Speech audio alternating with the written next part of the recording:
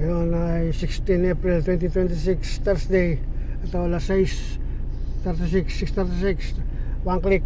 I-start ko lang Tonton namin. Ang kanyang tinakbo na ay 136,305 kilometers.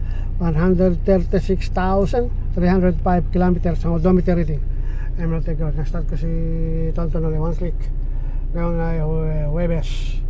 Galing ko sa BIR kanina, BIR Dio 46 Kayunta BIR, at nag-recompute ulit ako ng capital gain stocks.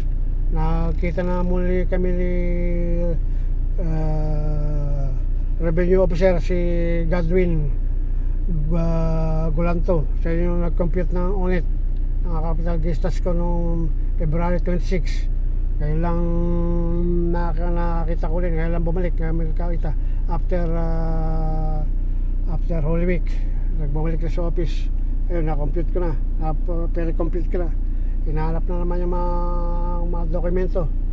Pero mga submittal, BIR submittal na butin dala ko, ang original tsaka yung mga Xerox copy requirements, deed of sale, certification ng National Archive, tax declaration, certified copy ng title.